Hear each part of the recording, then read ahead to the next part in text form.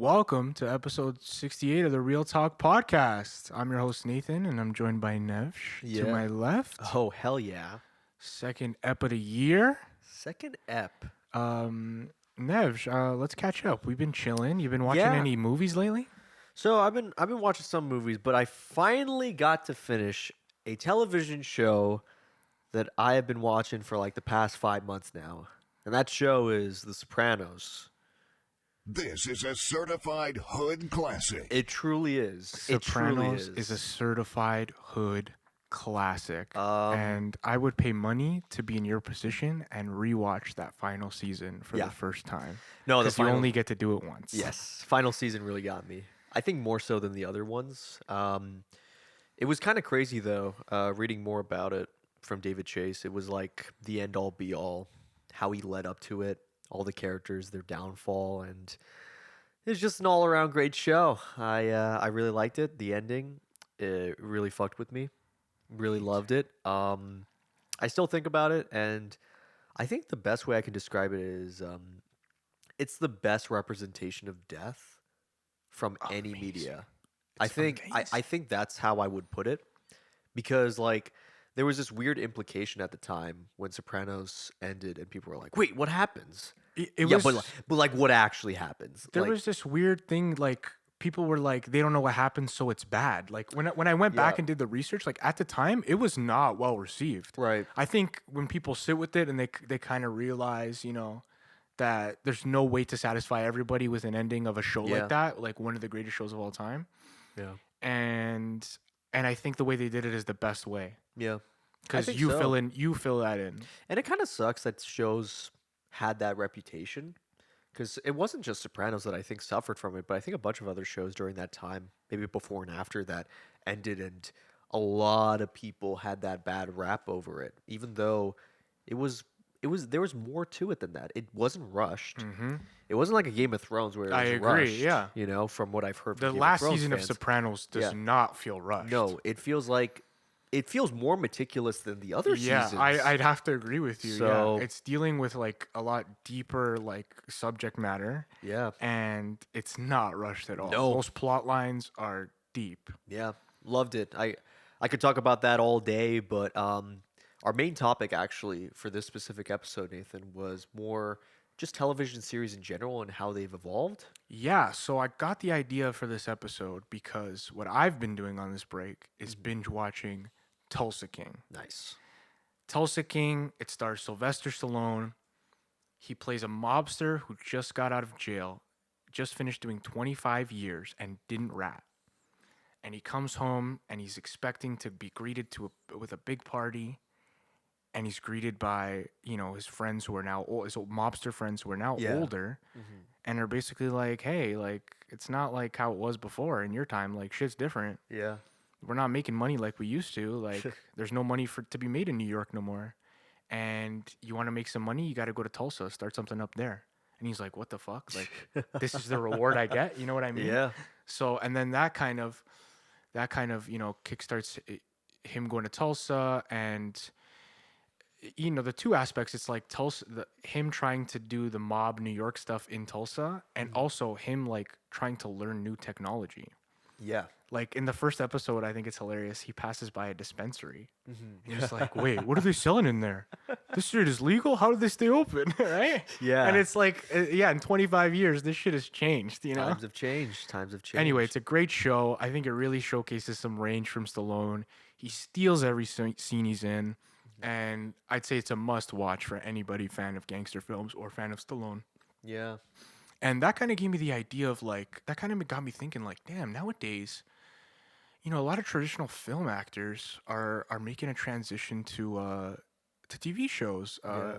I watched recently, the last couple of years, Amazon Prime's Hunters that has Right. Al Pacino in it. Mhm. I'll watch anything Pacino's in. Oh, absolutely. So that just got picked up for a second season. He's returning for. Yeah. Kevin Costner is starring in one of the biggest shows on TV right now, Yellowstone, Yeah. on Paramount Plus. And I think it's really cool to see these actors try something different and go the TV show route, because Yeah. I think that they get unique roles that you don't really see them in movies. Oh, for sure. I feel like with these traditional actors like Kevin Costner, Pacino, and Stallone, they're taking different roles than what they're usually used to. I feel like, and the format of television as well allows their characters to grow even more. Mm-hmm. So you have that, and you also have a chance to work on this set again the next season. There's a sense of like actually working Mm-hmm. in film. And even though it's like Pacino, even though it's like Kevin Costner, even though these are all recognizable actors, they don't get all the roles. They don't get all the, especially depending on how old they are and stuff. It happens with both I mean, that's women true. and men in There's film. only so many roles that 80-year-old Al Pacino can play. He Yeah. can't play Scarface. Nope. Like, he can't. He can't. Yeah. So I know what you're saying. I think it's maybe in the the twilight of their careers. Yeah. They It's even kinda like gotta action explore other stars. options. It's even like action stars today, like Statham and The Rock and stuff like that. Mhm. Like they're in their 50s. They're no longer the modern action star anymore. If The anything, modern action star barely exists anymore. no, I would say like actors like who's the guy that is in Reacher now? That show, like an actor like that. Yeah. But he's like 30. Mhm. At a certain point he's going to be 40, and then they're going to get newer actors. Yeah, the modern young action star, like, you think about the 80s, how many Oh, young action yeah. stars there was. It was Stallone young, it was Stallone. Schwarzenegger, it was these big Van Damme. Van Damme, like Yeah. so many stars, Yeah. right? But it's Young stars. it's different times now, and I feel like with these actors, they're taking a very not a risky route. I would say it's a very safe route on taking on shows. Like look at Costner. He's doing Yellowstone. How many seasons are they at already? They're at 5, season 5, season 6. Like Yeah, I'm he's not got sure, 6 but years that's- worth of but that show is on fire. Like Yeah. they're gonna milk that for Oh. as many seasons as they can. absolutely. Especially on Paramount Plus, a Yep. new streaming service trying to get subscribers. Yeah, That doesn't surprise me at all. absolutely. And I also think that, part of that is what you're saying about them being older and, maybe having to be more selective of their roles and there are Right. fewer options. But I also think that the era that we're in, the streaming era that we're in, there's just a lot of money and Yeah. bags that these actors didn't have before. Like, Right. I don't think Pacino was getting a lot of offers for TV shows when he No. was, you know what I mean? Because it just wasn't a He might have been thing. given offers back in the 90s and stuff for like a mini series, but I feel like at that point in his career, he was doing Heat. He was doing Scent of a Woman. He was Yeah. doing Devil's Advocate. He was still like trying new things in film. And now we're in an era where all these streaming companies want to have the best streaming service, and they all Yeah. seem to just have this unlimited money Yes, that they're unlimited. pouring into. That's how they make it seem, right? Yes, yeah. That's how they make it seem so far. I mean, Netflix, like you see how much money these guys spend, and Prime Video trying to become a big player, and Right. and all these other streaming services that there's just so many shows now. There's so many Yeah. opportunities for these actors. I guess. I guess that's why more people are transitioning from film to TV. Yeah. It makes sense, I guess, because, they put in the money. Amazon, they put in that Lord of the Rings show for how much? Like $500 million. Stupid amount of money, and I think we've talked about that with films before on the pod about Right. how these films are just overdoing each other. I think we talked about that in the 2010s episode a lot Yeah. about how Marvel and stuff just kept going higher and higher, and the budgets just kept getting bigger and bigger. Movies like Avatar and stuff. It's Yeah. like, where does it end? And now TV shows are doing the same thing.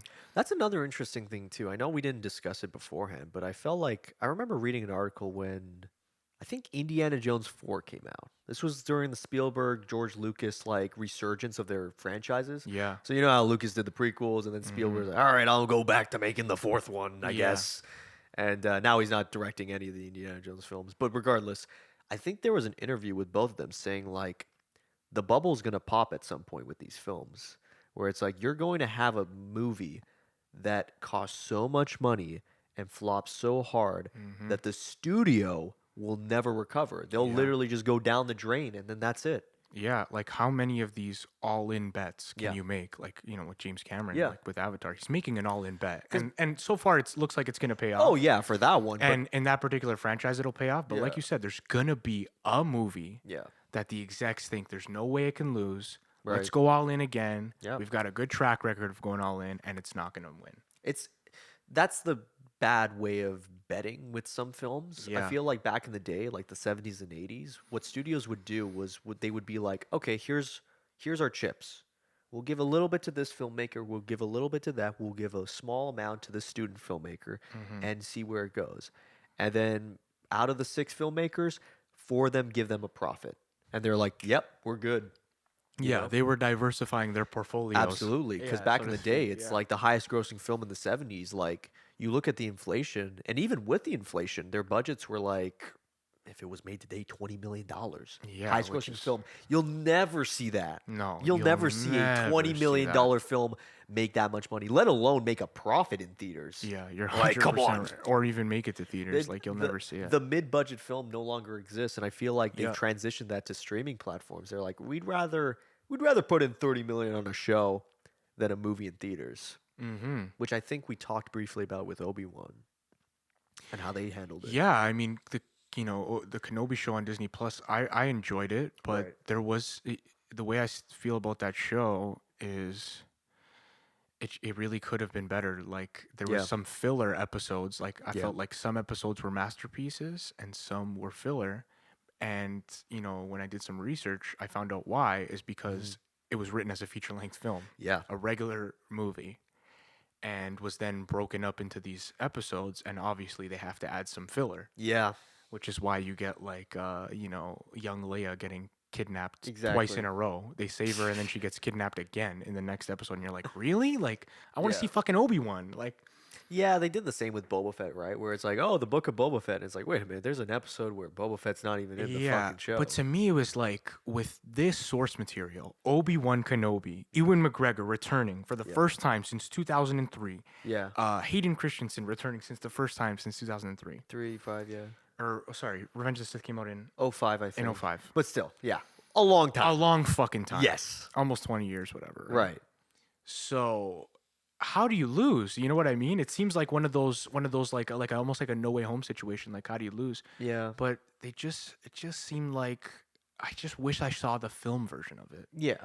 In that particular case, it felt stretched. And that's what like fans do nowadays. It's like, especially with Star Wars, it's like, oh, we got the Obi-Wan fan cut. So guaranteed there's somewhere out there that there's like a 2.5 hour long. It's like, do you ever see that post about The Irishman? Because this is the opposite of Obi-Wan, where it's like people couldn't watch the whole movie.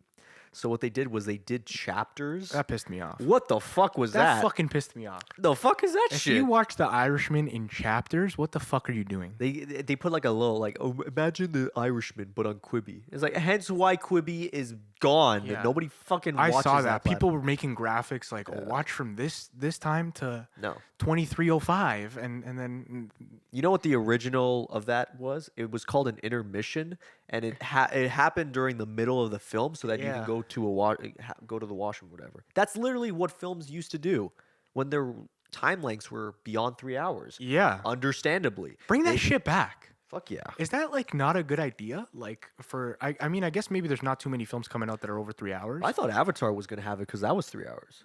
I've never gone to the theater and had an intermission experience. I've even gone to Cineplex. Cineplex was doing the special showing of Godfather 2. Yeah. They didn't have it? Godfather 2 literally has an intermission screen burned into the film. Yeah. And they show the screen for 1 second and then they continued the film. No. I was like, are you shitting me, guys? What the fuck is I the gotta point of piss. that? It's Godfather 2. It's funny too because I remember my grandparents. We watched Doctor Zhivago. It's a classic film in the '60s. That Yeah. had an intermission, but that only lasted for 2 seconds. So you know what we did? We're like, "Fuck you!" We paused it and we actually went to the washroom. I We were like like, that. you know what? We have the power. Blu-ray has the power. Yeah, exactly. I like to respect the intermission when I watch Godfather 2. Yes. They I should. always respect the intermission. I go to the bathroom, I Yeah. re-up on the snacks, then I come back and Yeah. watch the second half. Exactly. I mean, the likelihood of you watching a film with intermission, you got to find a re-release. You got to find like Lawrence of Arabia. Yeah, but like Cineplex won't even do it. Like no, it's I'm such a talking shame. like Lightbox. Like Yeah. you got to do fancy shit. But anyways, that was a bit of a tangent on the time lengths of shows and movies. But I think it goes into Yeah. it of people's attention spans, differing. Yeah, I just wonder, weird. like, does Obi-Wan being cut from a movie to a show reflect that people's attention spans are shorter than they used to be, and cutting it up into episodes makes it, more digestible for a modern audience, or is it just trying to maximize, money? What do you think that is? Might be a little bit of both. I think with Disney, it would be maximizing money after Solo flopped. I think Yeah. it lost over $100 million, so they're like, we're done doing spin-off movies. Maybe Star Wars is just scared to make a feature length film right now. Probably, especially with the whole sequel trilogy controversy. Yeah. Of everyone not, it's so polarizing that they're too scared to even make a Star Wars film now. They're waiting for everybody to forget about that because they know a couple more years roll around, everyone's gonna be like, "All right, guys, we forgive you. Give me a next one." No, legit, it's gonna happen. Yeah. It's good. That's what the fan base will become. Yeah. So I would say 2028, maybe late Yeah. 2020s, they'll make another fucking Star Wars. Time film. heals all, and when the prequel trilogy came out, they got shat on, and now everybody loves them, and now Ewan McGregor comes back, and everyone's so happy. And once they do all these shows, I guarantee you they might do like an Old Republic movie, and people are gonna go fucking bad. I'd love that. It's gonna happen. Yeah. I just don't know when, but yeah, with all these streaming platforms. It's Yeah, let's get into the streaming platforms themselves. We're in a weird time. There's so many streaming platforms, and they seem to just, keep growing year and year and just keep pumping all this money. And I watched this good YouTube video about streaming platforms and how that looks like it's coming to an end, like the endless money of Yeah. like spending. And it looks like somebody was saying in an interview, and I wish I remembered who, that they think that 2022 was like the final year Oh. of these streaming services spending recklessly, Yeah. and that they're gonna have to try and treat them like a profitable business from now on and be a little bit more Yeah. selective, which I think could be a good thing. I think so. And I think it's also inevitable. It's like how Yeah. many more billions can you spend on like Stranger Things next season, or like Yeah, exactly. There's too many. There's too many of those things happening, and it's like I even read an article. I didn't watch the show yet. I heard it was good from people. 1899, and how that got canceled after one season. But it's because of the fact that it was timed poorly. Yeah. That got released a week before or after Stranger Things season 4. It's like, what competition are you giving these creators, this platform? And Netflix, willy-nilly, just like fucking released it at the same time. It was like, oh, nobody saw it. It's like, well, no, people fucking watched it. It's just that when you release it on top of another show that's way bigger and way more familiar, then yeah, there's just so many shows. It's like at It any is. given time, there's like Yeah. one streaming platform with it, whether it's House of Dragons this year. I watched House of Yeah. Dragons. I loved House of Dragons. that's good. I thought it was awesome. Yeah. Yellowstone now is the big one that people are tuning into, and Stranger Things was huge when that was coming out. It was Yeah. unavoidable. What I wanted to get into is from the customer perspective, like not talking numbers. Yeah. Who do you think is winning the streaming wars right now? Right now, I'm looking at. You know what I'm looking at? I'm kind of looking at Disney more than Amazon, I would say. Well, Netflix, I think, was dominant. Then it went to shit Netflix was after. LeBron James of It streaming was, for it was. for a couple of years. Yeah. And they just kept growing, like doubling in Yeah. users every year, or more, and now that kind of seems to be more stagnant, and they're not making much money. And last year, I think, was the first year that they lost more subscribers than they gained. Yeah. So I think Netflix definitely looks less dominant than they did 2-3 years ago. Yeah. If we were having this conversation 2 years ago, there would be no conversation. Yeah, it would would just be be Netflix, Netflix, yeah. and then everything else. But Disney Plus has got a compelling library, man. They do. Especially after they got Stars. Mm-hmm. Because that's the thing too, is like Disney has always been like the G-rated platform for everyone, and that kind of stinks for me because it's like I want to watch Die Hard, which used to be owned by 20th Century Fox. Then Disney bought off 20th Century Fox, and it's like, well, where the fuck do those films go? Those are R-rated. What? I Yeah. can't see those? Mm-hmm. And they're like, no, you can now. We have Stars Media that is part of Disney Plus. So I'm like, okay, they're learning from their mistakes. Yeah. What they need to learn more about is if you're going to release these shows, don't do a weekly basis.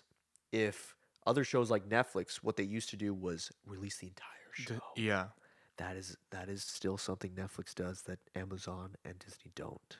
That's So, true. I don't But what do you, know. what as a consumer, what do you prefer? Do you prefer to binge a season as soon as it comes out, or because personally, me, while I'd like to find out what happens in a new exciting show like Kenobi when that was coming out, Yeah. I wanted to know the conclusion, Right. but it was something to look forward to. It was something that was it's a part of your life for longer. Right. Every week, once a week, you're sitting down, you're watching Kenobi. It's a thing. You go on Twitter, you I per- see the memes. Yeah, that's fair. But I prefer to see it regardless. I prefer to have it all there. And even if I don't watch the whole series that day, Really? yeah, because it's the sense of convenience that people forget nowadays. It's like, I don't want to have to deal with, like for me, Sopranos, I watched like 4 episodes.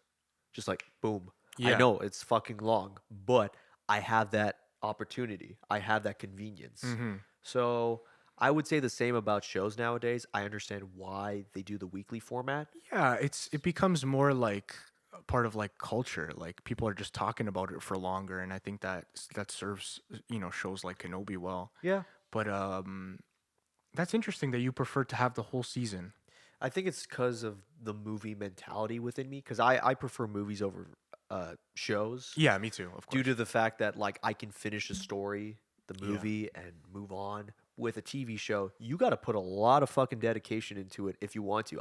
That's why I probably have tried to watch more shows than finish because Me of too. the first episode. I'm like, I can't. Me I'm too. done after the first Me too. episode. That's the thing. so- It's like that's the thing. It's like with oh man, I lost my train of thought here.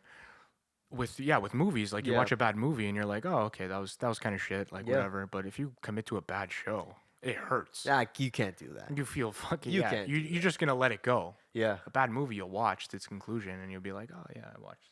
It was bad. It Hell, was 2 there- hours of my day. Even bad movies, like if it's really bad, I just turn it off during the last bit because I'm Yeah. like, I already know what the fuck's going on. With a Yeah, if show, it's it's extremely like predictable. you're at the second last episode of a show. It's like, should I keep on going? And it's like, well, I'm already this far. And some shows will just do like 180s, like Yeah. based on seasons. That's Like, true. I don't know if this is kind of funny. Like, I What might get show? roasted for this, but Riverdale. You ever watch Riverdale? Fucking hell. No, I saw the first season of Riverdale. Okay, in all Did you like fairness, it? It was not bad. Come on. It was very, very comical. It was Yeah. very, the like first season was not bad. Then it started to get sci-fi and Yeah. horror Yeah. and weird as fuck Yeah. and culty.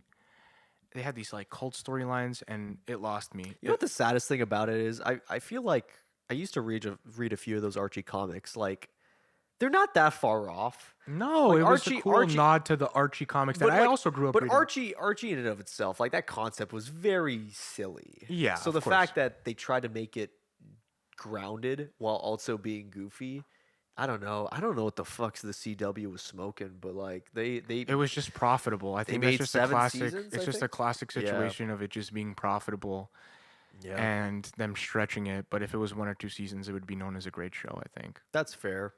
I mean, they got to do what they got to do. They got those fucking superhero shows out because they didn't make money anymore. They're like, oh, gotta move on. So you were saying, sorry, we kind of went on a tangent. Yeah, I no want to worries. get back to. So you were saying that you think Disney Plus is the leader in your eyes right now. Like that's like out of all the streaming services that you pay for or use, whatever. Yeah.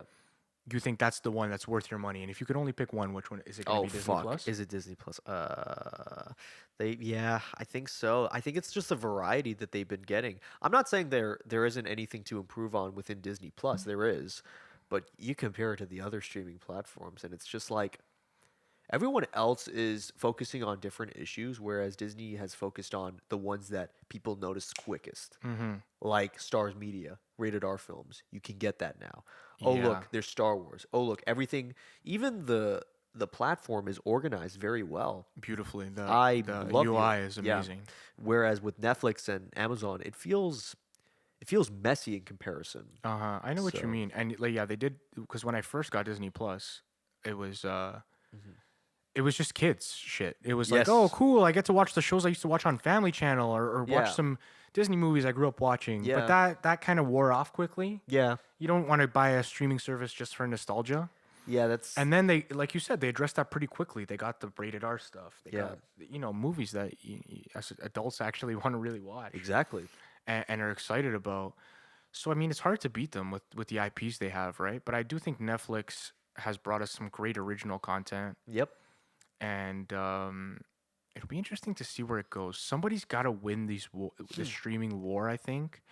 I don't think that all the streaming services we have now will be around in 5 years. I No. really don't think. I don't. I think that's impossible. Yeah. And it'll be interesting to see where it goes. Yeah. I think we should wrap this up by bringing it back to TV shows. Yes. And talking about our top 3 shows of all time. Top 3. Jesus. I mean, I don't watch too many shows that often, but I'll name 3 shows. Yeah, I thought this was an interesting conversation because it's like we all talk about movies and Yeah. like I don't think me and you have barely ever talked about shows, so it's just kind of getting to Yeah. know us better about what shows we like. Well, I don't have the order, if I'm going to be honest, with the top 3 shows, but I can name some that I would highly recommend. Obviously, Sopranos. Finished watching that. It's a great show. If you're really into like mob movies like Godfather and stuff, this is kind of like It's a no-brainer. it's a no-brainer, and it's great because it's one of those few media outlets that references those films. Yes. It's kind of crazy when you think about it. They did like, oh, you did the Mo Green or whatever. So It's like, many, holy so many, shit. and I always smile when they reference. And it's still very modern. Yeah, Even the last season, it was like in the 2000s. So that show, an underrated show that I don't hear a lot of people talk about within the crime genre, is Mindhunter. It's a show about 2 detectives who interview various serial killers in the 70s and 80s. I'm gonna check that one out. I have not seen that one. Really love it. David Fincher directed a few episodes. In my Oh, opinion. really, David Fincher? Yeah, I think he worked on it. Produced by Charlize Theron, and I think. But yeah, overall great show. I wish they did more seasons, but as of right now, it is on hiatus, which is probably the best way of saying it's gonna get canceled. But regardless, and oh geez, what's another? You know what? Fuck it, Seinfeld. Seinfeld's a funny show. Yeah, classic sitcom. I love the '90s sitcom era. I grew up watching reruns of '90s sitcoms. Yeah. So I love that era. Seinfeld's an absolute classic. Oh, There's- yeah. There's no So that's my top 3. my top 3, in order. Okay. I'm gonna say actually is number 1 is actually Breaking Bad. Nice. I like Breaking Bad as a story better than I like Sopranos, Mm-hmm. to be honest. Breaking Bad's a masterpiece. You have Yeah. to see it now. I gotta watch it. I know. I'm behind on that one. Everybody's got to see it. It plays like a movie, so I know you'll love it. Hell yeah. And my number 2 is Sopranos, and my number 3 is in the Breaking Bad universe. It's Better Ooh. Call Saul. Holy shit. Believe me, at first I was skeptical. I was like, a spin-off about the lawyer. Are they just fucking milking this? But wow, by the end, you're just as invested. It's just as emotional. It's even better shot than Breaking Bad. Ooh. Once an episode, I'm like, oh my God, what a shot. And yeah, it's a great show. All Okay, right. so those are our I'll recommendations. get on that. Hope you enjoyed this episode. A little bit of change of pace. Not talking about movies so much, talking about TV shows. Let us know your favorite TV show in the comments, and let us know who you think's winning the streaming wars. Yeah. Thanks for watching. Leave a like, subscribe, and we'll catch you in the next one. Peace out, y'all. Peace.